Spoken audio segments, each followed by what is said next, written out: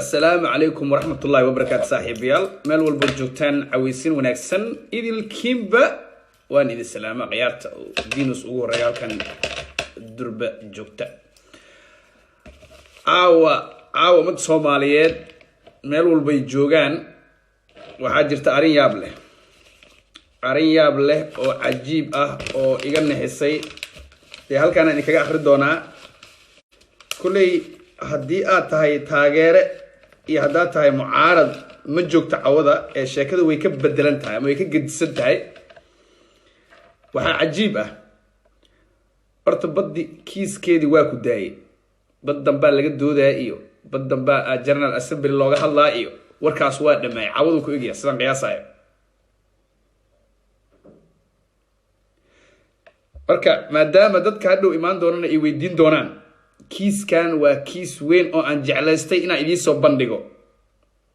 aan jeclaan lahaa saaxiibada kale naga maqan inaad la wadaagtaan caawa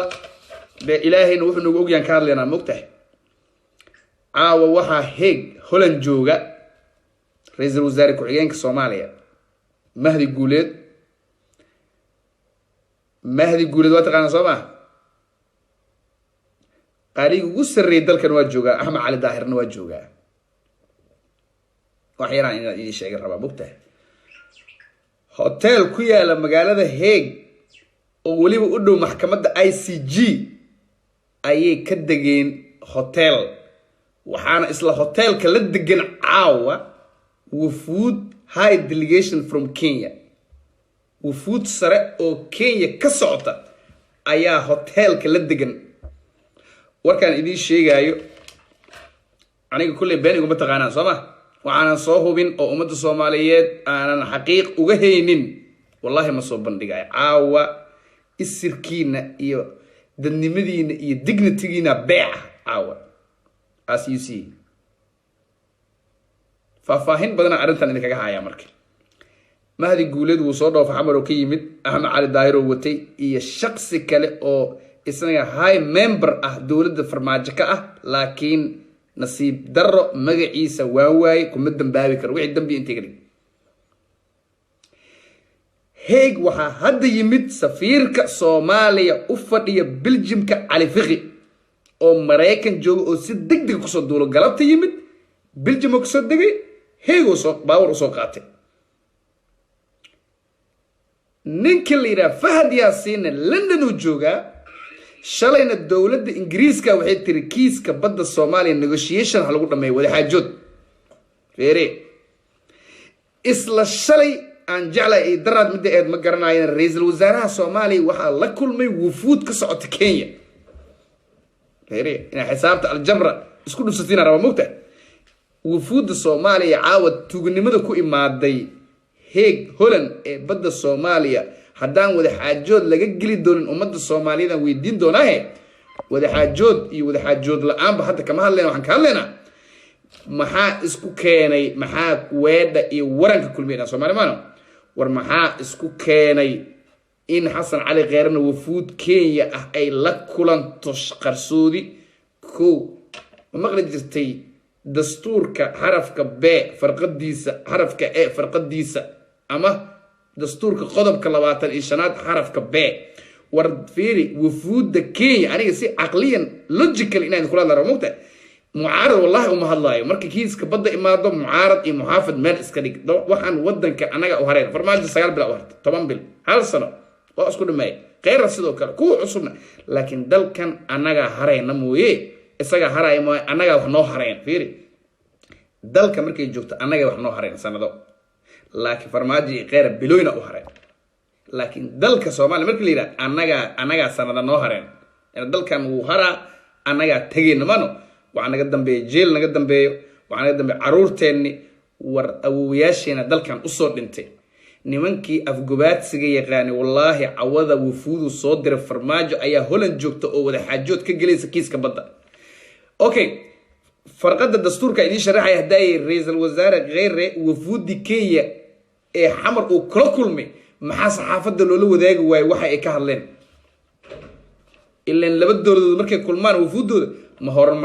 horumarin mashaariicay u imaadeen ma dhisid wadooyne u imaadeen ma waxbarashay u imaadeen who knows annagoo taas walwal badan ba iguma jirine caawa markii la ii soo sheegay in ra'iisul wasaarihii Soomaaliya ku-xigeenkiisa Mahdi Guuleed iyo xereeradii guud Axmed Cali Daahir ay soo caga dhigteen Holland oo wafuudii Kenya ay soo degteen isla hal hotel degeen maxkamadda ICJ balan kama jirin Brite maxaa la qabanaya go taas waa ku qanacay Soomaa anaga ka duuleen ama tix raacino qodobkii ahaa qeeray wafuudda Kenya haddana wafuuda imaado oo dawladda Soomaaliya ka oo si qarsoodi saxaafadda la moodaan ka war waxaan aniga had saq dhex wardada iga soo kiciyo waxay tahay kunkaas qof inaan u sheego inaan saxaafadda la wadaagin ilaa dadkan waa taqaan haddii ay qeer uu Norway tagay ama Mahdi Guuleed ama wasiirka fiir warfaafinta dubaxay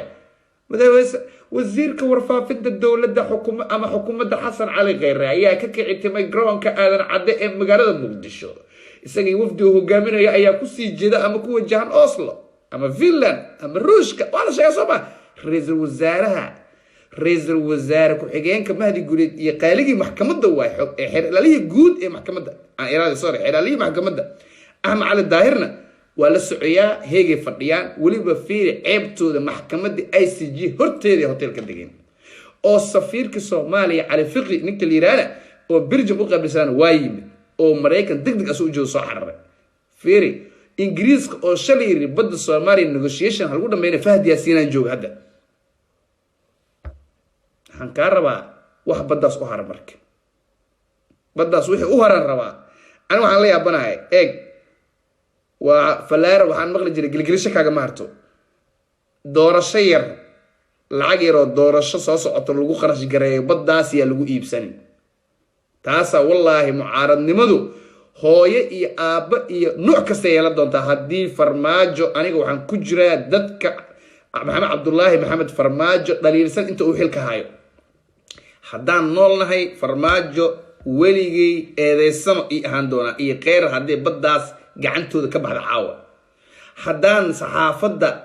madaxa bannaan iyo midda dawladda ee aan aaminsanahay inaan wadaniyadda ka simanahay ay tibaaxi waayaan safarkan la qarinayo oo dadka laga dhuumanayo oo dad yar ay soo ogaadeen fila Soomaaliya nagu soo wargeliyeen in wafdigan uu hogaaminayo Mahdi Guuleed ee heeg jooga cawada ay ka hadlaan arrintan weligeyn waxay noo ahaan doonaan ummadda Soomaaliya haddaan nahay dad baddaas iibsaday weliba aan ognahay qeybo badan oo badda in ka tirsan badda lagu xaraashay London hadda laakiin ceebta ugu xunaa waxay tahay haddii last year wixii dhacay hadda badda la iibiyo oo wafdigan horta maxaa fiiri waxaa la durbaan hadduu waxaa la ciyaar haddaysan xumeen maxaa awees haween loo tumay awees maxaa haween loo tumay marka sheekadan in la qariyo wafdigan oo wuxuu u socda la aqoonin oo baddiina ee tuhun Soomaali ku jiro oo Soomaaliya aniga waan ogaa karaa maanta Kenya ma aha laakiin Soomaaliya dawlad adag ma dalka oo sal adag kama jirto lacag yar oo loo sheegay waa iibsanayaan Soomaaliyaan nahay waan naqaanaa laakiin afgobaadsi waa diinne waa in la soo cadeeyo waxa wafdigaas heeg keenay oo aan la shaacinin oo aan saxaafad ka hadlin oo iyaga aysan ka hadlin oo ra'iisul wasaare ka hadlin oo cid ka hadashay jirin oo Fahad Yaasiin London u joogo oo Ingiriiska shal uu lahaa Soomaaliya ha lagu dhameey arinteeda waa faatay Soomaaliya arintaas wax weyn waay haddana waxaa jira bal leeyahay arinta badda kiiskeeda oo dad Soomaali oo u oleynayaan in kiiska badda dib loo dhigayo waxaan idin hayaa hal arin oo kale baddan Mahdi Guuleed ceebteeda xambaaran doono waxaan jeclaan lahaa in muuqaalkan Mahdi aad ugu dirtiin messengerka wallahi anoo ka turjumayo ummadda Soomaaliyeed daawanaysa iyo kuwa aan ila socono dib ka daawan doono muuqaalkan Mahdi Guuleed ceeb ay ka carareen Farmaajo iyo wasiirkiisa arrimaha dibadda iyo ra'iisul wasaare Kheyre ayaad adiga qaadan doontaa mas'uuliyadeeda annaga dad wax barto educated nahay Soomaali jahli ma aha maanta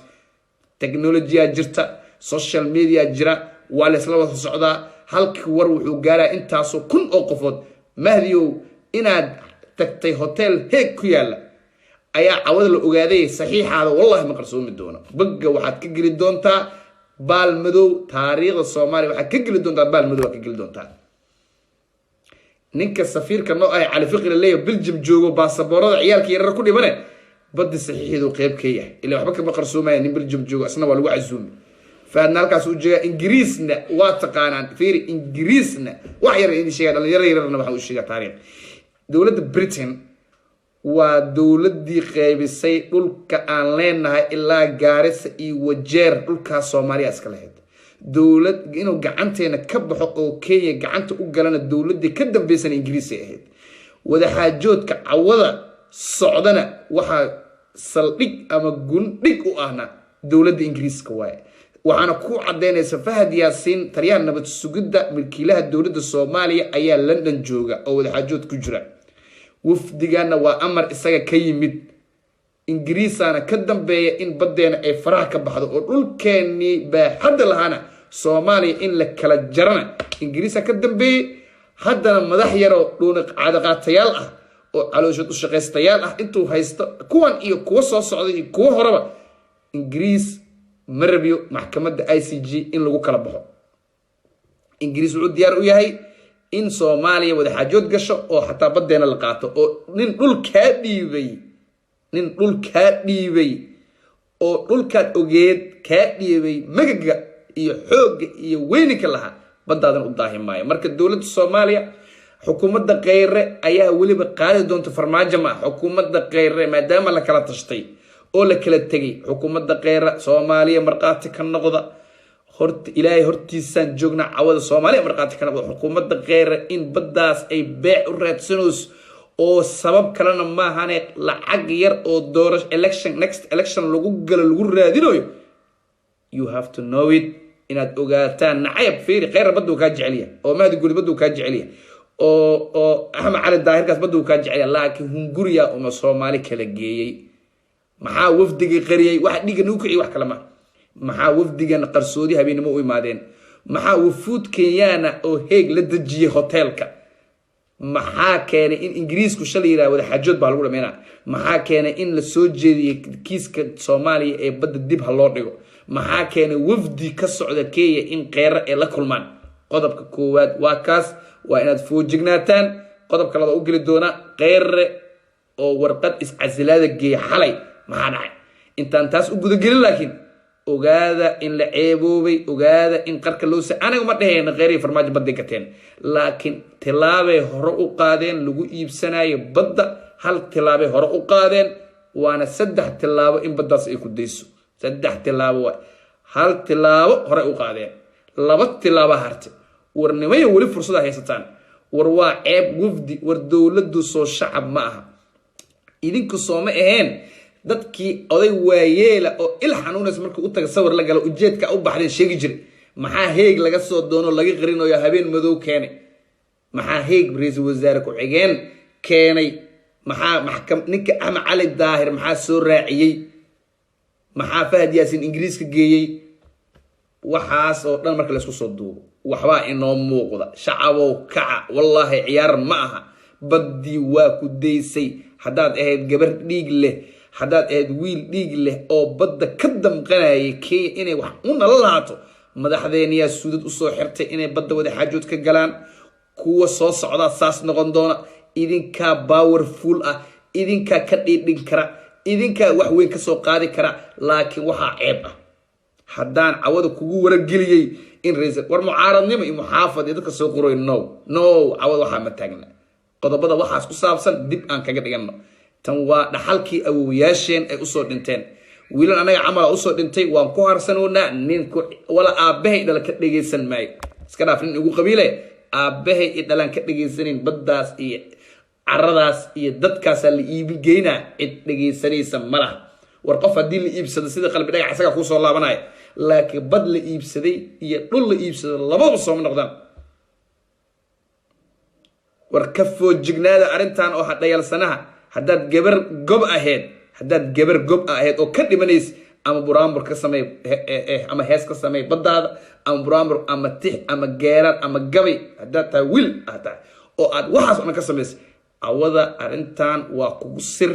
aniga sida aan fila Soomaaliya kaga soo xigtay wallahi markaan maqlay maadaama ay sir arintan kiiska badda oo aan fila ka dhex maqlay fila Soomaaliya ka dhex maqlay haddana waxay sir fiiri ummadda Soomaaliya la hadlaysaa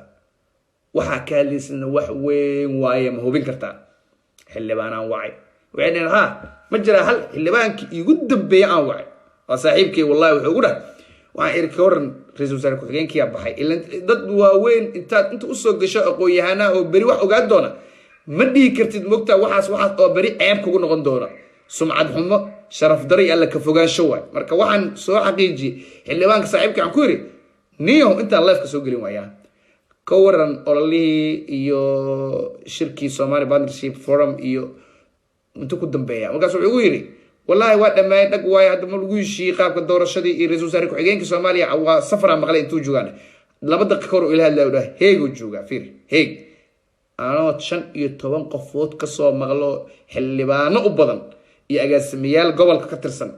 ayuu xildhibaanka ugu dambeeyay iyo xaqiijiyay in Mahdi Guulid cawada heeg joogo idinkana waa soo xaqiiqsan kartaan war waxan waa ayatiinkeeni waa badeeni waa wax dhaxal ah u leenahay إنه كم عيارك كرت ولي أنا جو عبد القادر والله بالله واحد ديار وصدق مجا إلى هنا بداس ودمت بداس وأودي منا أنا وربداس أنا جو فيري بدا قيمة اللي ذا كبرى مركا دلان تهاي أو صدق إيتو من جرت هاي أما عرض قيمة هذا دول كان وكوردا بدهم كودا والتها وها دول درج بكسبها بداس إرسق إلهي أبور أو نم نوع كسر السجر وكسر عليه ومكفي كرت أفر تمسر مجد waxaan waxa umalaysaa wax ka tirsan jirkaaga sababta qofna kugu gumeysto qofna inta marin dhulka tartiib u socdo ma dhaho qofna badal inta kaga dawaalo ku bira waa wax laga soo shaqeeyay way markaad weynaataa fahmi kartaa dhulaada lahayn waa dareemi kartaa inta qurbaha joogto dhulaad leedahana wax ku dhaama ma leh waxa aanta inta aad dhul aad leedahay adigu ku fiirsaneed adigu dhimo carruurtaada ku raaxaystaan laakiin gunimo waxa ah dhulkaada markaad xaraashato caradaada xaraashato عيالك كان دمبينا طول ما هيستان والله بالله كردية نغنايا ما أنت كردية معاه هيست أو ياشو ده ويشي أو من العراق كدري من إيران كدري من السكلا يلا ما أنت ساس أوريجا يعني كردية طول ملها من ترك كدري أنا وساس ما أقبل كرنو الدوي البحث 2019 لجونا لما أنت إداوانا سامح الديار وين روكا يعني ودنتان ولا غيران إيبكرين ولا فرماجة إيبكرين دد إسخريان إيبكرين waxaan ugu bishaareynaa madaxda video daawo doonta gabar iyo wiil naga mida in aysan aqbali doonin arintan oo aan weligoodna ku ceebeen doono ku fadeexeen wixii siyaasad xumaa oo la sameeyay inta cadda dawladdan ay jirtay ama farmaajo ha noqdo ama waxa ay noqon doonaan wax ku siman xukunkooda oo haddii ay ka degaan xukunka dhaliil male waa wadada walaaleen Soomaaliyada xushmad baa u heynaa waa salaameynaa waliba si sharaf laha lagu maartay gacan loogu saara laakiin haddii ay wax dhaxal awooyaasheen ah taabtaan waxay noqon doontaa ceeb aysan weligood adduunya aakhira ka soo furo aakhirana ilaahay kula xisaabtami doona adduunna ceeb xun ay ka raaci doonto kafeeyada ama shaayada ay fadhiisan waayaan taasaan idiin sheegaa taas waa wax masiiri ah oo aan ka hadlayay idinkana waxa waajib idinku inaad ka dhigdhisaan oo aad carada Soomaalida kale cawada jiif mayad qorraxda madoobaatay ama bishiya madoobaatay ma jiifan kartaa هذا الصوماليا مدوباتي وانا اساس فاتي والصومالي is black مدحدينا متلي سي سودتك نو خيرت حديبه قيانه فيري حتى فيري ددك صومالي مادام السوشيال ميديا وينادي oo la iska warhayo wiilka hiiraan jooga iyo kan Helsinki jooga iska warhayaan war xataa na dheh fiiri aniga runtan jecelna mut na dheh wafdigan oo ra'iisul wasaare ku-xigeenka Mahdi Guulid cawada heeg sida qarsoodi u soo degtay aniga wufuud Kenya la shireena waxaan ka dhaadhacsiin waxaan ka dhageysan doonaa waxa ay rabaan anagana waxa uu sheegi doonaa waxa aan rabno laakiin qaris hadoo imaado shib haday imaado wallahi billahi ceeba jirto shib haday fiiri tuuganimo shibay ka bilaabataa hadan ku sheegaa لكن ما دام هذا وركن جاري دونه أنا جا وربهنت كله صاحب ده كيسياش يدل كان يستاجر معارض محافظ لبضوا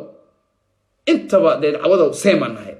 إن أندرينسينو إن ميديو كفعويه يجحد هدي مودين واحد قرين كرو عيب وحقوفل أرنتان ولي بقى فيري حتى هدي بدأ كحشو دانو وركن وجارو وعيب السفر قرصودية إني كجوجان هيك ووفود كينيا أو رئيس وزراء رزارك عيان كل جوج عاو أنت صعب وفلم حتى هدي بدل إيبوه war ummadda Soomaaliyeed markaad oday waayeela beedhabo ugu tagtid ama ceelaan ugu tagtid basawir wala soo gashay wafdigan heerkaas high delegationka nuxurka ay u bixeen muhiimadda ay u bixeen sababta ay u bixeen waa inay cadeeyaan marka kale waa sheegan anaga u dirsan taas waa faantay Soomaa taas waa qiiradii badda iyo wadanimadii heerka ay naga joogto iyo qof walbo anaga naga mid hadana daawana heerka ay ka joogto waa inaad ka cadid cawada oo waliba dadka jiifa aad u sheegtid arintan waa taasa mas'uuliyad ka saarantaada taas arintaas inta soo waa ka gudbeena anu inta ina sheegay ilaahayna way og yahay idinkana ay marqaatitihiin waajibkayga wadaninimo waa gud hadda waxaan noo bilaaban doona arrimihii kale siyaasadda ra'iisul maxaa ka jira qeyre inuu istiqaalo gudbiyay warkaas 48 saac ugu dambeeyay wareegay oo socday waa sax qeyre ra'iisul wasaare xasan cali qeyre istiqaalada wuu gudbiyay laakiin dadka siyaasadda u darsa ama dadka siyaasadda u dhown duleela waxay isleeyihiin madaxweynaha isdagaaleen ma lacaga la isku haystaa ma musuq baa dhacay maxaa loo gudbiyay ma aha qeyre iyo farmaajo khilaafka ma dhaxeeyo qeyre sidoo isaga aaminsan hadda anaga hadda mucaaradna waxaan aaminsan inuu fashilmay iyagu muxaafadkan waxay aaminsan inuu guuleystay haddii cadaaladda dhaxda la suranay meeshan oo ilaahay aan ka baqnana meeshan Soomaaliya wax la qabto ma laha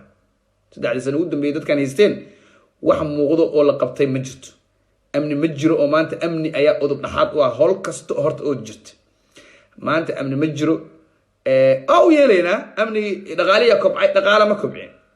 oo amni ma jiro dalka hadda mar rabo animahaas aliishaas iyo hadda looma joogo inaan ka hadlo mar rabe sababta qeyre iyo farmaajo iska hor keentay qeyre isagoo raaliya asaa warqada geeyay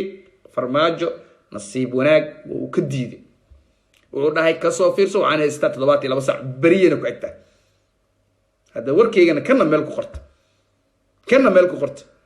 هدي وحول أرنت هذا بوزيتيف تهاي أو سيد أنا الشقة ونص على سا هدي نيجاتيف تهاي أو يقول دينا إذا عدها ويرن كتاع ولا غير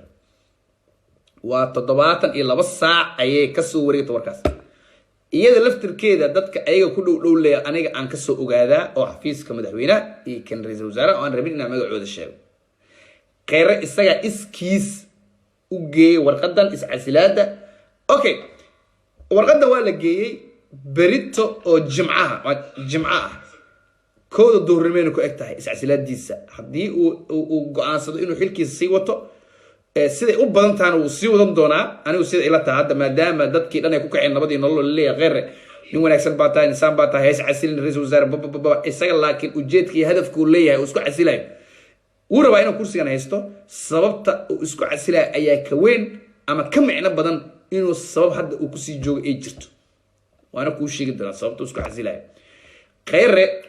وإسكو عسلو يا وحكا لماها إساقي مدحوينها اسم النعبة وأون لبدي الصاحب قديهم طلقها الله رئيس وزاري مدحوين دلك الصومري لبدي الصاحب سود واواي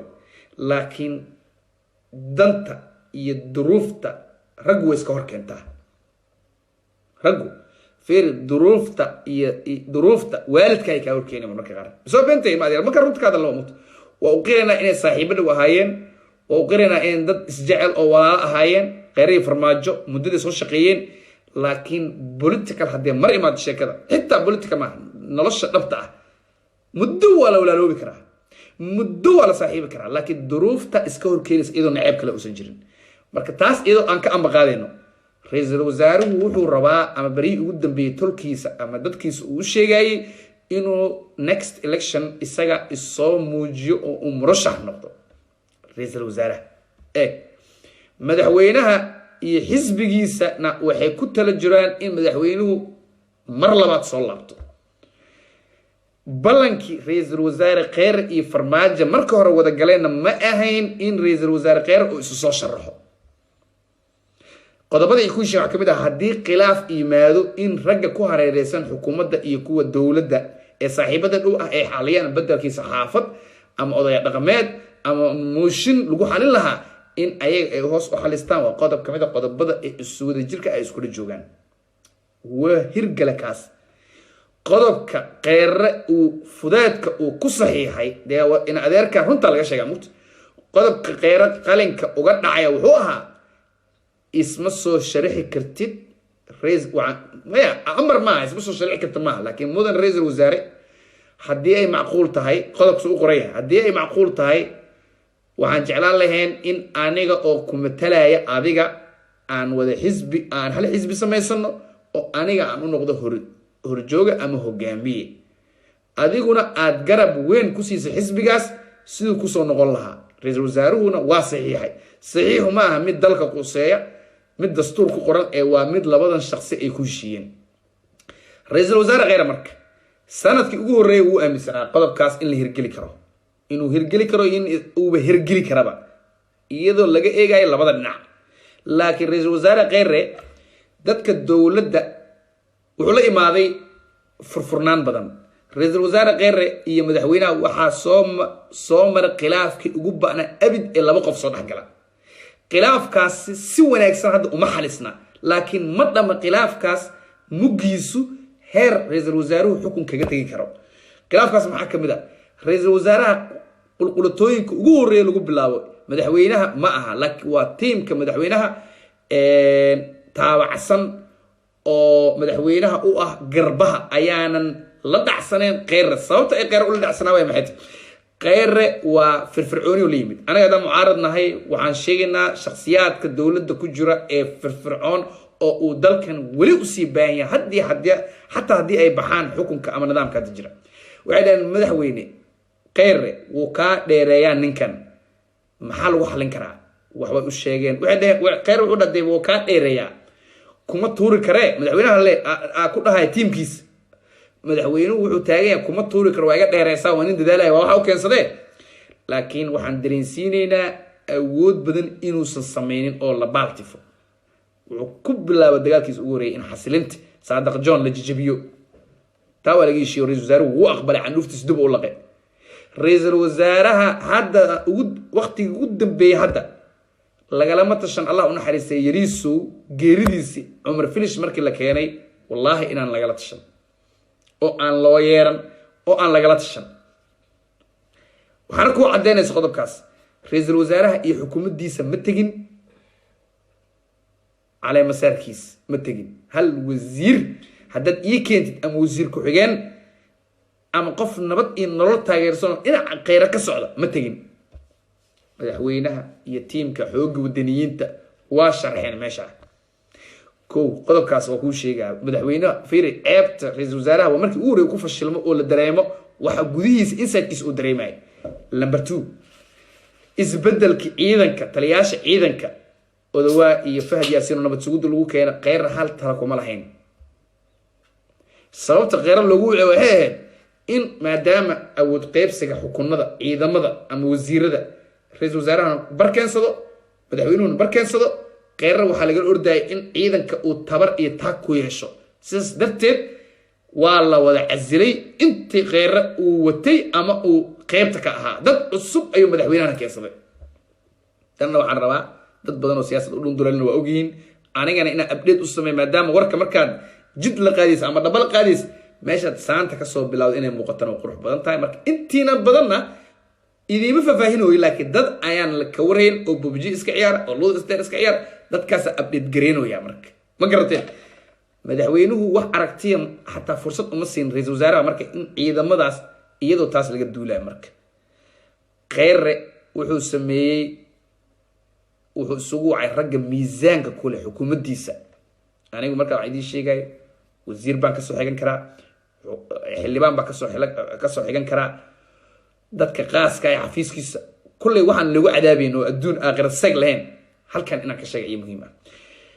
marka wuxuu leeyahay ra'iisul wasaaruhu madaxweynaha iyo ra'iisul wasaaraha marka damaca soo galay ra'iisul wasaaraha oo garab weyn ka helaya tolkiis oo leh oo aaminsan in waxaan dowladnimada hadda jirtaba inuu isaga mas'uul u yahay dhaqdhaqaaqan yar uusan jir lahayn beesha caalamka aysan sacbin lahayn waa gurbaan ka garactamaya tolka ra'iisul wasaaraha wuu aaminay ra'iisul wasaaruhu wuxuu yahay shakhsiyad madaxweyne oo ku noqon karo waxaa la yidhi madaxweynihii waa la shaqeysay ceebtiis adaa astur hadda keligiis ma socon lahayn wuu ceeboobi lahaa haddaad jiri lahayn qof sidaas lagu sheekeeyo xasan cali khayr u muuqaal ekaada ama u qaab ekaaday isaga marka wuxuu hortagay marka sidee okay maadaama uu tolkiisa ka aqbalay iyo rag fara badan oo hiraab iyo hawiye ah iyo rag fara badan raxan weyn ah رئيس الوزراء وحو بلابي دقدقاق او اود كو سميسن كرو او maxaa kamid ah marka رئيس الوزراء waxa hore u dhaafay waqtigii daacada ah oo aan gurbaanka loo garaacin dhisidii koonfur galbeed fiiriya maadaama uu bilaabo dhaqdhaqaaqan رئيس الوزراء wuxuu bilaabo dhaqdhaqaaq oo galmudug oo kula laabtay muxuu galmudug ugu laabtay khayr galmudug saameynta uu ka rabo waxay tahay xildhibaanadaas inay bari u codeeyaan haddan ku sheegaa wax kale galmudug uma jecla wax kale uu shaqo ku leeyahay khayr waa ninkii ugu badnaa ee dhididka ugu badan uu kaga daatay dhisida Jubbaland oo ay suurtagali weys waana shakhsigii khayr ugu badnaa khilaafka ra'iisul wasaaraha khayr ka hadlayna madaxweynaha mugtahay inaan idin faafaya rabaa khayr wuxuu ahaa shakhsigii ugu badnaa ee waqti ama ugu badnaa ee telefoon kula hadla Axmed Madow marna isma wicin ninka la yiraahdo farmaajo sababta farmaajo maamul goboleedyada ugu looga